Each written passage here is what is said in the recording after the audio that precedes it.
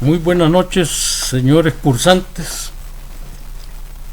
Espero que todos se encuentren bien después de este periodo de vacaciones. Por lo menos ha servido para que estén en sus hogares, con su familia y disfrutando de la comodidad de estar en el hogar. La última participación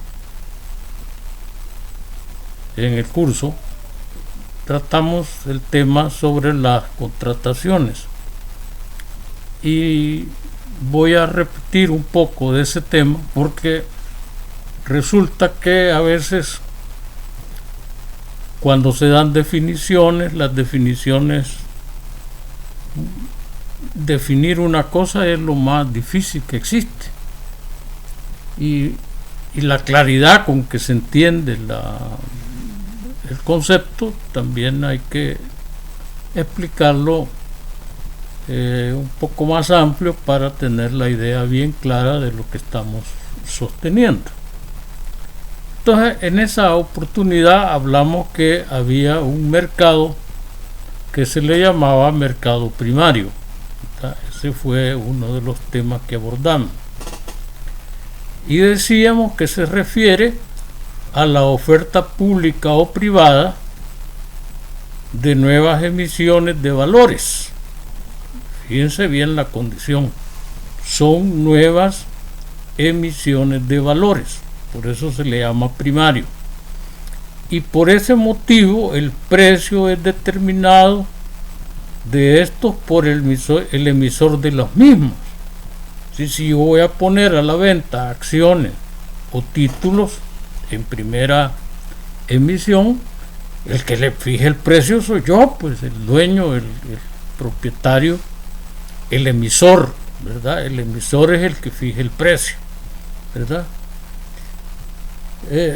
A esta fase se le llama también de emisión y de colocación.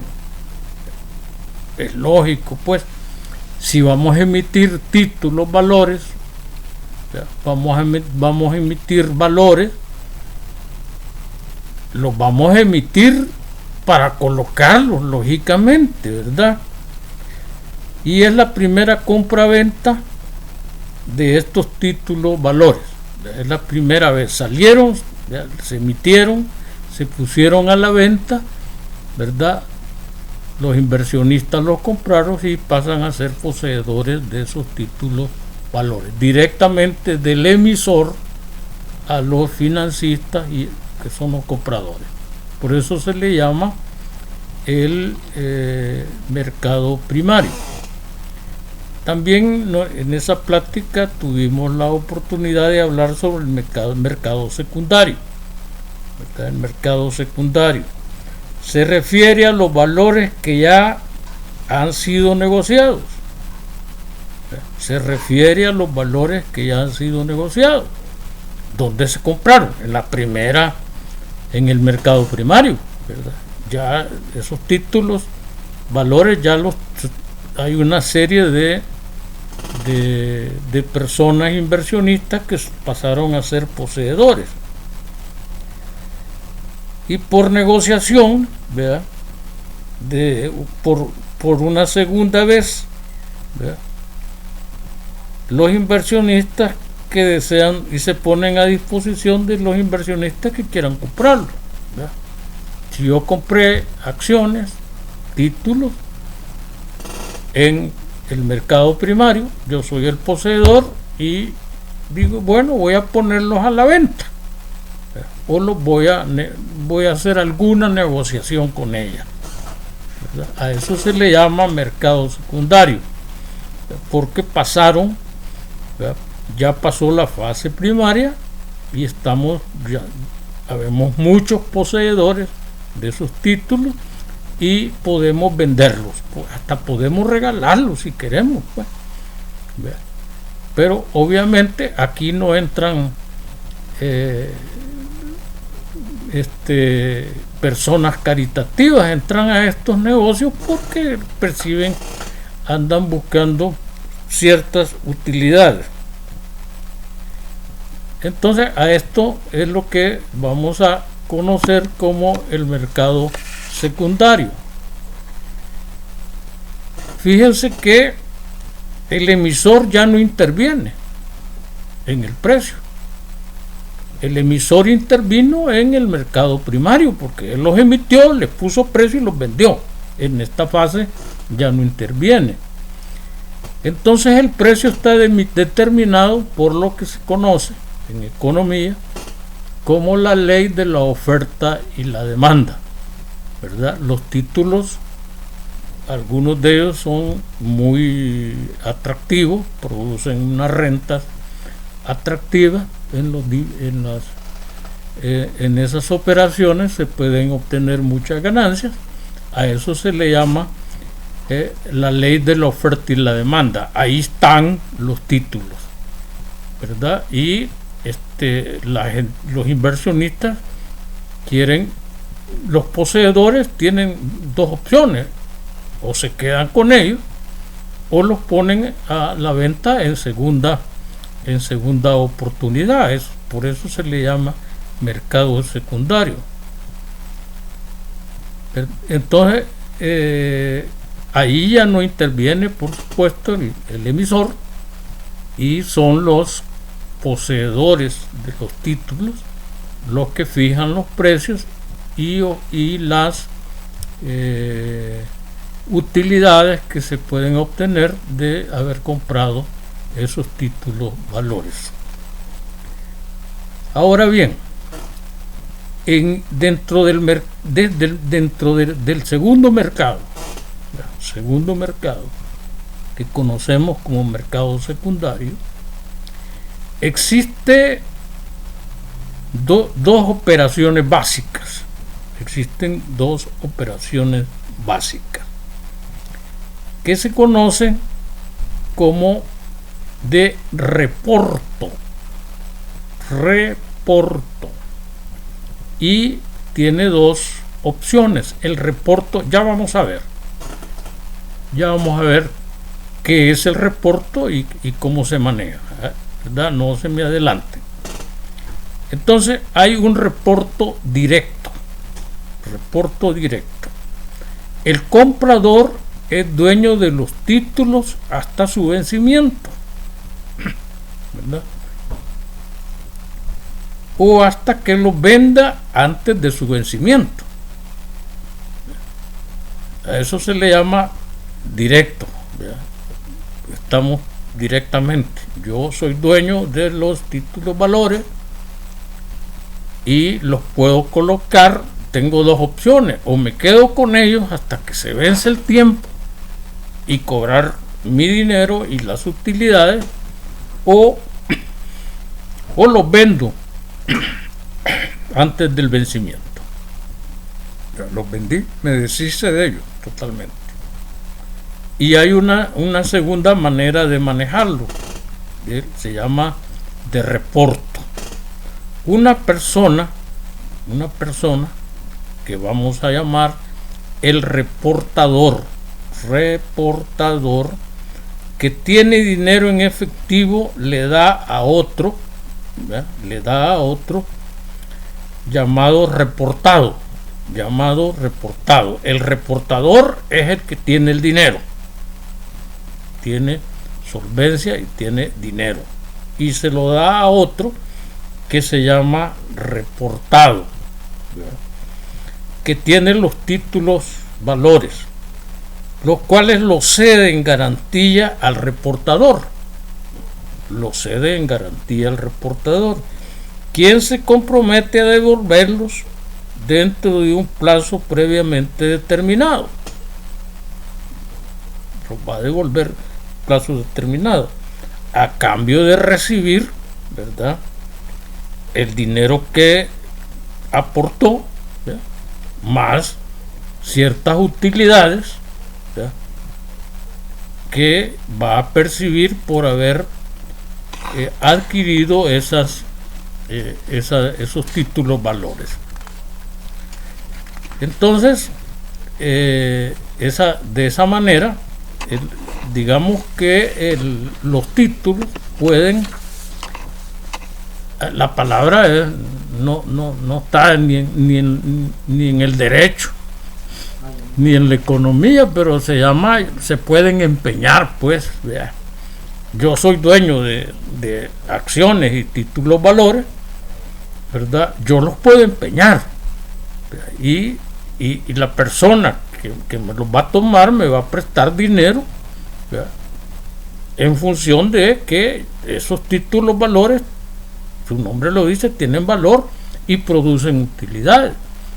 Por supuesto que el reportador, ¿verdad?, puede manejarlo a su libre albedrío, el interés, pues, la utilidad que va a percibir de haberle aportado, ¿verdad?, al reportado ese dinero, ¿verdad? Entonces, eso se hacen las negociaciones, se fijan techos, se fijan fechas, ¿verdad? Se fijan fechas, y cuando termina la fecha, pues tengo la obligación de pagar ese dinero que recibí más lo que utilidad que yo había ofrecido.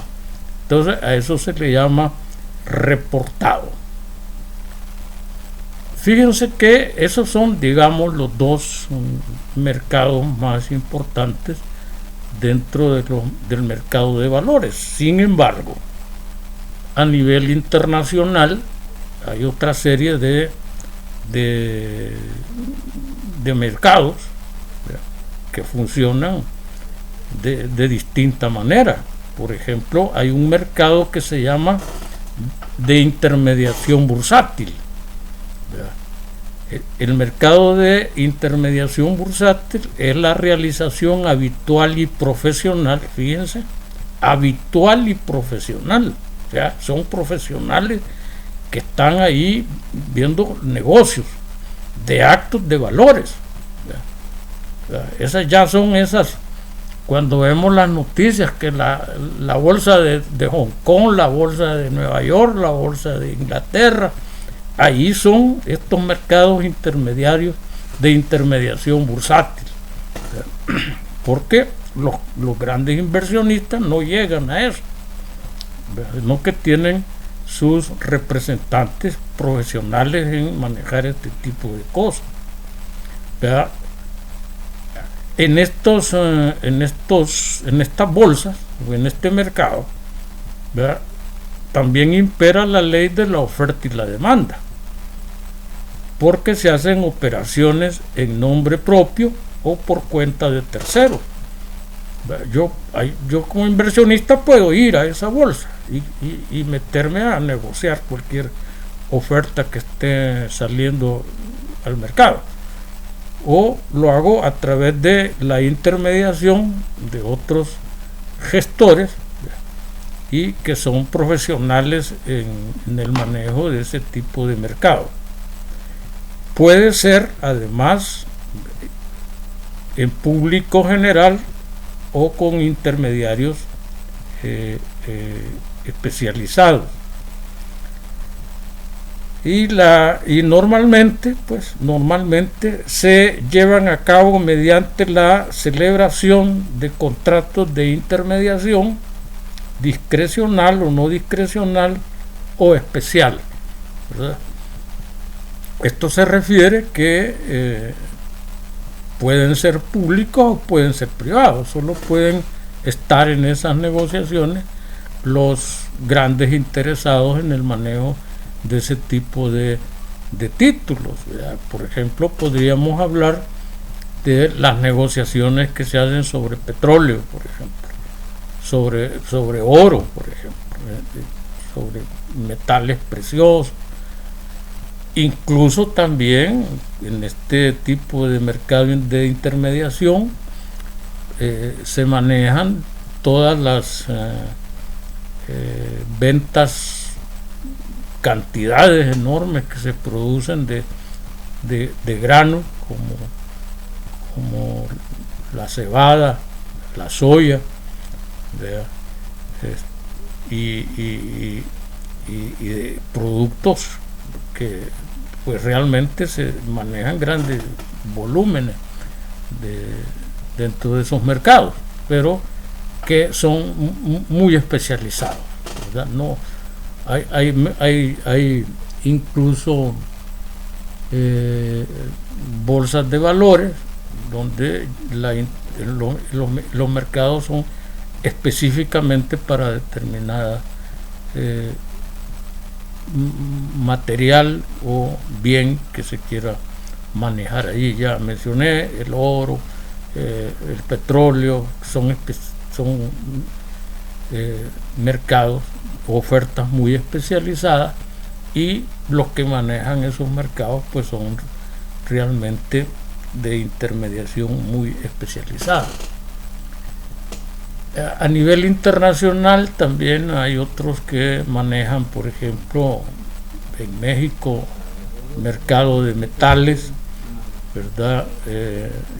Y en fin, todos los grandes volúmenes que se manejan de países que tienen esas grandes producciones de petróleo, de oro, de plata, de cobre, de granos, ¿verdad? La soya,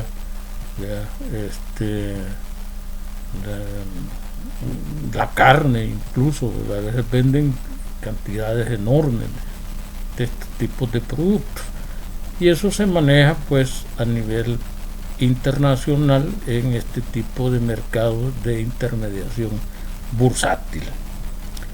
Yo voy a subirles el día de mañana, les voy a subir mucha literatura al respecto. Mucha de esa literatura no la hemos tocado, pero les puede servir de lectura, y quiero decirles, no coman ansias. A medida que vamos a desarrollar la ley de mercados, vamos a ir tocando algunos elementos que van a complementar todo esto que hemos ido estudiando por el momento. Así que yo creo que con eso, como una parte primaria, introductoria, espero que tengan claro de qué se trata este manejo del derecho bursátil. Vamos a pasar entonces a unos segundos temas que tienen que ver básicamente con la ley del mercado bursátil en El Salvador. También hay una cosa importante: los abogados salvadoreños vamos a resolver problemas de mercado y valores aquí en El Salvador. No creo que ninguno de nosotros tenga la experiencia de ir al mercado de Hong Kong, al de Inglaterra o el de Nueva York, etcétera, tal vez de visita, pues, a observar nada más, pero cómo se ven los tableros, cómo se están manejando las ofertas y las demandas de los productos, y cómo los intermediarios manejan sus ofertas en esas grandes urbes de primer nivel. Nosotros tenemos que enfocarnos en lo que tenemos y en lo que podemos hacer a través de nuestra bolsa de valores y nuestra ley de mercado de valores. Vamos a entrar un poco sobre el mercado de valores, la ley. Fíjense que yo soy partidario, y eso ustedes lo saben perfectamente, que siempre me ha gustado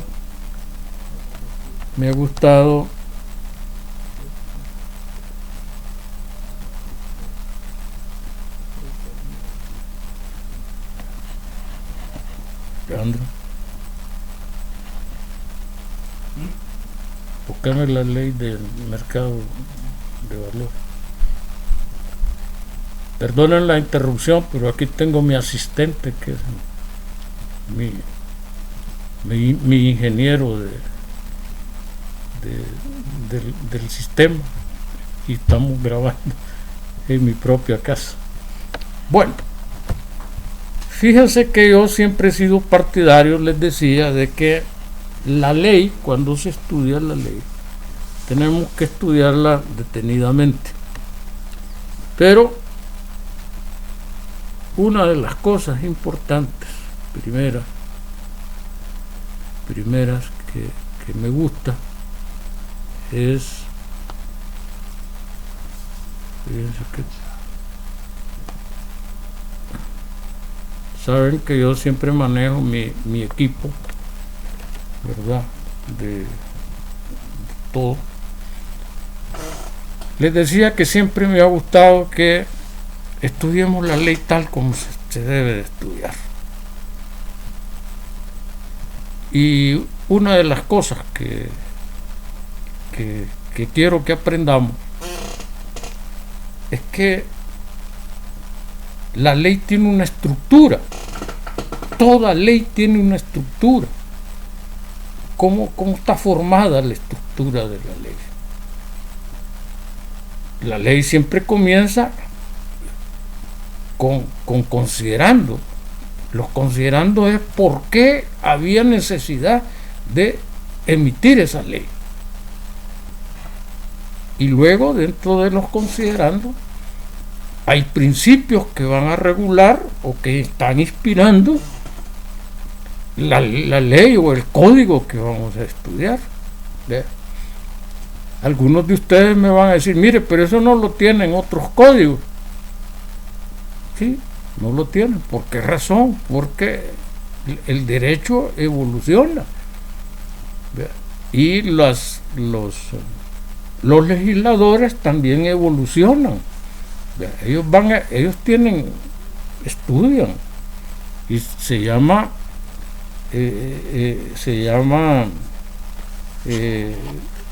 estudios sobre la conformación de las legislaciones. Y hay algunos textos nuestros pues tienen más de 50 años, 60 años, y en esa época no se hacía nada de eso. Hoy las nuevas leyes, los nuevos códigos van apareciendo con esa estructura de considerando principios que inspiran ese código y cómo queda estructurado la ley y el código. En este caso, esta ley es de 1995 y vamos a estudiar, y para eso me van a permitir que lea y pueda comentar la estructura de la ley que nos toca estudiar. Dice así: la Asamblea Legislativa de la República de El Salvador, considerando que el desarrollo económico nacional requiere de un sistema financiero moderno que promueve el aumento de los niveles de ahorro nacional, la asignación eficiente de los recursos y la ampliación de los servicios financieros, todo en un marco de un mercado libre y transparente. Nosotros, cuando empezamos las clases, comenzamos diciendo de que el derecho bursátil, el derecho bancario, tenía una cobija grande que se llamaba sistema financiero. Vean lo que dice el considerando: que el desarrollo económico nacional requiere de un sistema financiero moderno. ¿No? Pero la ley que vamos a estudiar es la ley del mercado de valores. Pero el legislador conoce que esta ley está cobijada por un paraguas más grande que se llama sistema financiero. El sistema financiero regula el ahorro nacional, ¿ve? Y asigna recursos. Eso ya lo vimos en las primeras charlas, ¿ve? Y además de eso, ¿ve?, que todo debe estar enmarcado dentro de un mercado libre y transparente. Una bolsa de valores, dijimos, tenía como función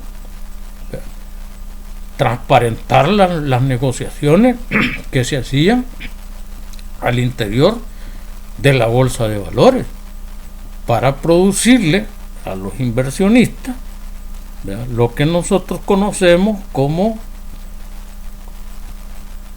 confianza, darle confianza y transparencia jurídica en todas las negociaciones que se hacen a través de la bolsa de valores, y que ahí en esa bolsa de valores funciona el mercado de valores. Segundo, considerando que las disposiciones legales que regulan el mercado de valores son insuficientes para que se convierta en un mercado dinámico y organizado, por lo que es necesario dotar a dicho mercado de un marco jurídico institucional adecuado que norme en forma ordenada a todos los participantes. Dice, mire, no teníamos legislación que aplicarle a las negociaciones de este tipo.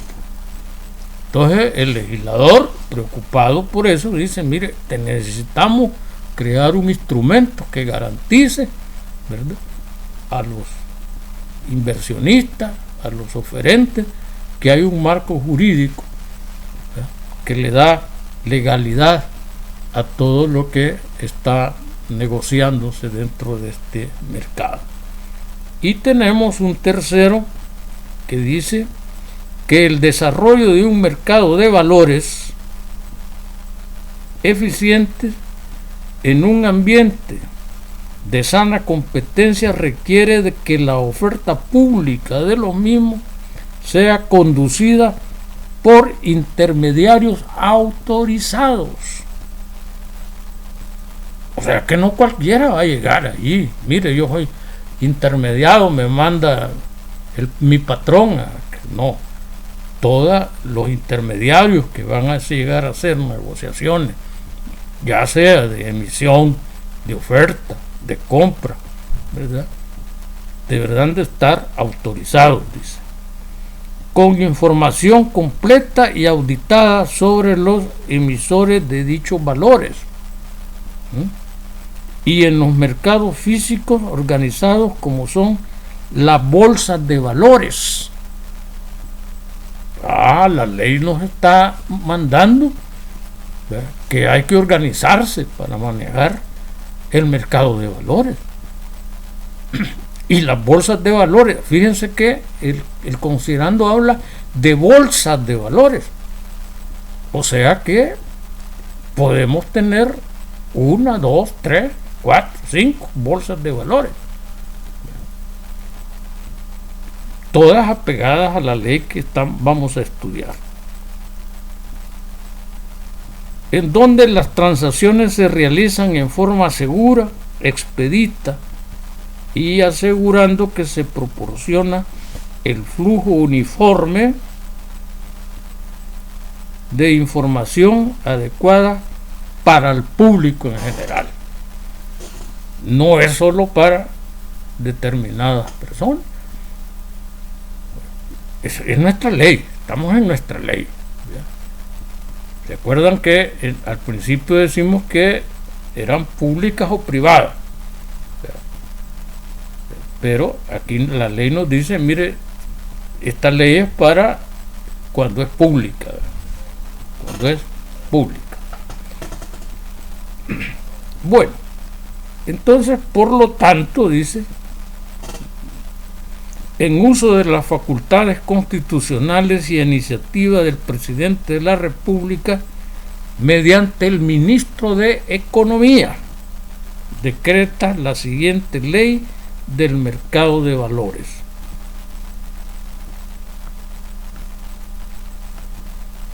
Entonces nos manda ya a la ley, y en su título primero dice que se llama normas fundamentales. ¿Se acuerdan? Comencé comentándoles que las legislaciones ya modernas, ¿verdad?, tienen considerandos y tienen principios. En este caso le han llamado normas fundamentales, lo que le va a dar sustento a todo el desarrollo de la ley. Dice entonces el artículo primero: objeto y alcance de la ley. Artículo primero. La presente ley regula la oferta pública de valores y a estos, sus transacciones, sus respectivos mercados e intermediarios, y a los emisores, con la finalidad de promover el desarrollo eficiente de dichos mercados y velar por los intereses del público inversionista. Las transacciones de valores que no se hagan previa oferta pública tendrán el carácter de privadas, y quedarán excluidas de las disposiciones de esta ley. Yo puedo hacer negocios yo solo, como privado, pero esa está fuera de la ley y eso no le da garantía jurídica a nadie, ¿verdad? Las disposiciones de esta ley, excepto en los casos en que ésta se remita expresamente a ellas. Y fíjense bien lo que dice acá: la superintendencia del sistema financiero, en lo sucesivo denominada la superintendencia, vigilará el cumplimiento de las disposiciones de esta ley y fiscalizará las bolsas de valores, las casas de corredores de bolsas, las sociedades especializadas en el depósito. Fíjense, aquí surge otra figura, ¿ya? Las sociedades especializadas en el depósito y custodia de valores y las sociedades clasificadoras de riesgo. Aquí tenemos dos figuras nuevas que no las habíamos tocado. Una es las sociedades especializadas en el depósito. El desarrollo de la bolsa de valores no se limita nada más a tener una oficina, ¿verdad? O un host donde llegan los oferentes y los ofertantes y los compradores, sino que hay bienes. Acuérdense que ahí se negocian acciones, títulos, bienes, hasta servicios se pueden negociar en la bolsa de valores. Entonces hay valores que tienen que quedar en depósito. ¿Y quién los va a cuidar?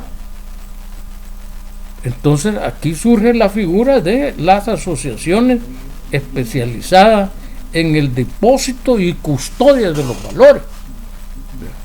Generalmente son también inversionistas que mandan a hacer bodegas muy bien instaladas, grandes, en donde tienen una tecnificación para custodiar todo lo que ahí va a entrar en depósito.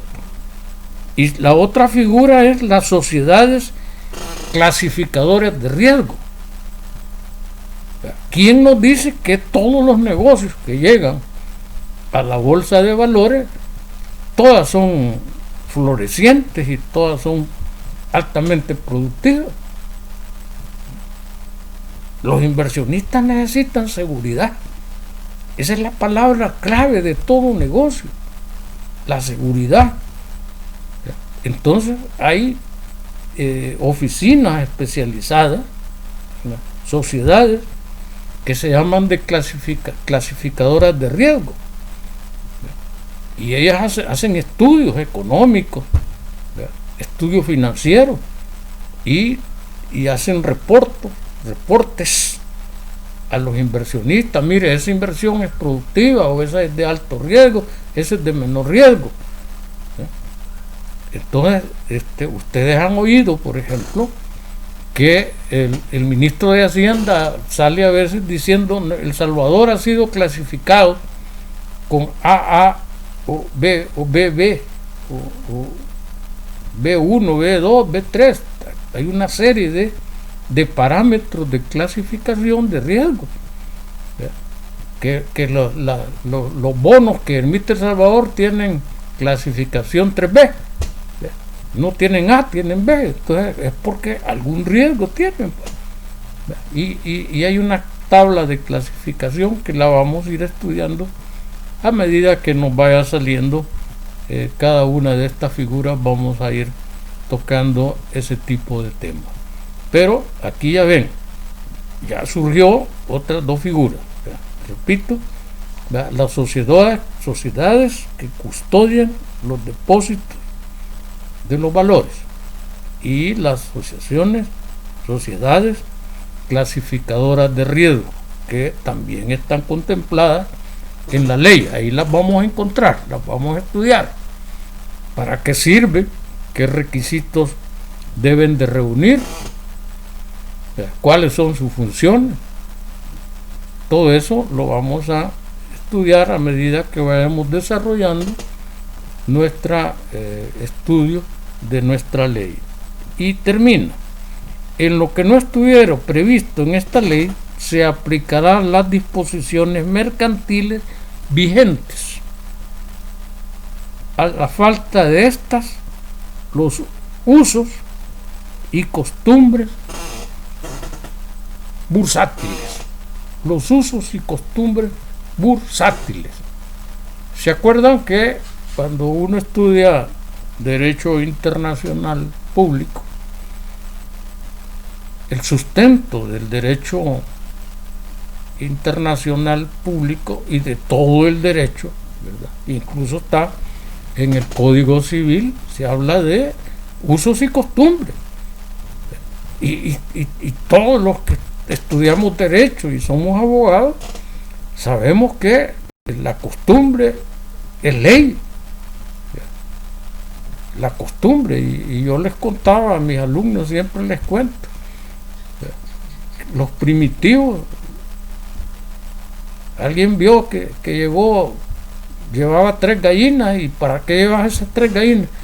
Es que le voy a cambiar a porque me dio un tunquito. Y eso se le grabó a otro, y de ahí llegó con 3 gallinas: mira, dame un tunquito, aquí te traigo 3 gallinas. Entonces, eso se fue haciendo una costumbre, y al final se hizo ley, pues todo el mundo aplicaba eso, la ley de la costumbre. Por eso se dice con mucha razón que el derecho, por ejemplo, en su mayoría tiene mucho de lo que se llama la parte consuetudinaria, que está fundamentada en la costumbre y en los usos que se le ha dado a ciertas prácticas dentro de el desarrollo del derecho. Vamos a continuar y vamos a ir todo lo que estamos hablando, chicos, todo lo que estamos hablando lo vamos a encontrar en nuestra ley.